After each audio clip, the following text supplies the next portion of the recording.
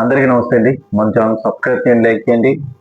So deputy speaker Raghurama Krishnaraju గారు ఒక వ్యాఖ్య చేయడం జరిగింది. సో అదేంటంటే ఎవరైనా సరే అసెంబ్లీకి 60 రోజుల పాటు రాకపోతే వాళ్ళ మీద అనర్హ వేటు పడుతుందని చెప్పేసి ఆయన ఒక ప్రకటన చేయడం జరిగింది. సో అదేంటంటే అది ఎవరి గురించి అంటే మాజీ ముఖ్యమంత్రి వర్యులు వైఎస్ జగన్మోహన్ రెడ్డి గారి గురించే. ఎందుకంటే ఆయన మీరు రండి, చర్చలో పాల్గొనండి, మీరు మాట్లాడండి, మీకు సమయం ఇస్తామని చెప్పాల్సినటువంటి డిప్యూటీ స్పీకర్లో ఉన్నటువంటి రఘురామకృష్ణరాజు గారు రాకపోతే అనర్హ వేటు పడుతుంది, పులివెందుల్లో మళ్ళీ బై ఎలక్షన్స్ వస్తాయి, ఈ మాటలు మాట్లాడుతూ ఉన్నాడు. సో ఎప్పుడు చూసినా వీళ్ళు పులివెందుల బై ఎలక్షన్, అనర్హ వేటు అని ఎందుకు మాట్లాడుతూ ఉన్నారంటే మొన్న పులివెందుల జడ్పీటీసీ ఎలక్షన్లు మనందరికీ బాగా గుర్తున్నాయి.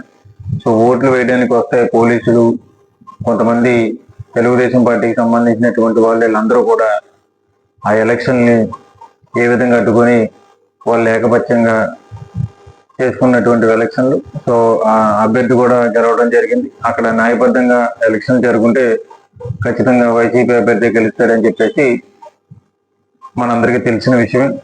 అయితే ఈరోజు పులివెందుల్లో ఏదో బై ఎలక్షన్లు వచ్చేస్తాయి, జగన్మోహన్ రెడ్డి గారు అసెంబ్లీకి రాకపోతే అనర్హ వేటు పడిపోతుంది, మళ్ళీ పులివెందులో జగన్మోహన్ రెడ్డి గారు గెలవలేరని చెప్పేసి సోషల్ మీడియాలో ఇష్టానుసారంగా కొంతమంది పోస్టులు పెట్టడం, ఈ రఘురామకృష్ణరాజు గారి మాటలు పట్టుకొని కొంతమంది ఆనందం పొందుతూ ఉన్నారు.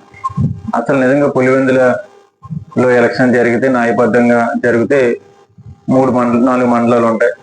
4 మండలాల్లో కూడా పోలింగ్ బూతులు ఉన్నట్టు చోటనే పెడితే ఖచ్చితంగా 1 కాదు 2 సార్లు పెట్టినా సరే ఎలక్షన్లో జగన్మోహన్ రెడ్డి గారు గెలుస్తారు.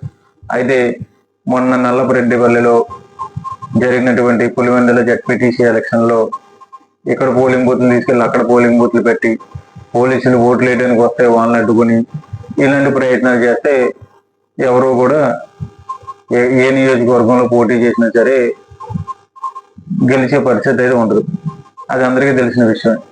అయితే వీళ్ళు పదే ఎలక్షన్లు అని ఎందుకంటా ఉన్నారంటే పులివెందుల్లో కూడా మేము జగన్మోహన్ రెడ్డి గారిని ఓడించేసాం, ఇంకా జగన్మోహన్ రెడ్డి గారు పని అయిపోయింది, ఆయనకు 11 సీట్లు వచ్చినప్పుడు ఆయన పని అయిపోయిందని చెప్పేసి ఒక ప్రచారం చేసుకుంటారు తప్పితే పనిచేస్తుందేమో కానీ తెలివితేటలు నిజంగా 175 నియోజకవర్గాల్లో ఎప్పటికిప్పుడు ఎలక్షన్లు వస్తాయి. అవి కనుక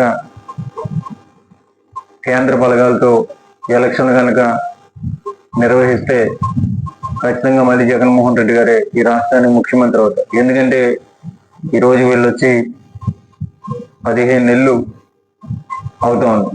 సో ఈ 15 నెలలు ఏం సాధించారో నాకంటే బాగా మీ అందరికీ తెలుసు. ఎందుకంటే సూపర్ 6 పథకాల్లో ఏమి నెరవేర్చారో మీకే తెలుసు.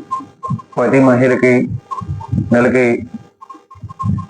1500 అన్నారు, నిరుద్యోగ యువతకి నెలకు 3000 అన్నారు. ఇంకా రకరకాలైనటువంటి హామీలు ఆ రోజు ఎన్నికల ప్రచారంలో ఇవ్వడం, అది ప్రజలందరూ కూడా నమ్మి వాళ్ళకి ఓట్లు వేయడం జరిగింది.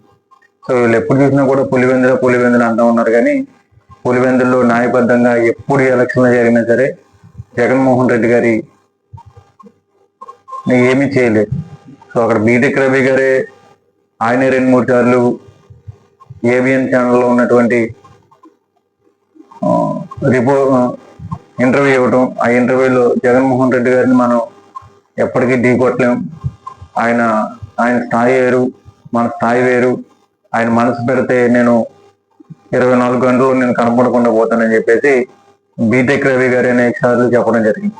అయితే ఈరోజు ఏదో అధికారంలో ఉన్నారు కదా అని చెప్పేసి ఇంకా నోటికి ఏదో వస్తుంది మాట్లాడే పరిస్థితుల్లోకి వాళ్ళందరూ ఈ రోజు వచ్చారు. కానీ మరి న్యాయబద్ధంగా జరిపిస్తే ఎప్పటికీ కూడా అక్కడ జగన్మోహన్ రెడ్డి గారిది గెలుపు అవుతుంది.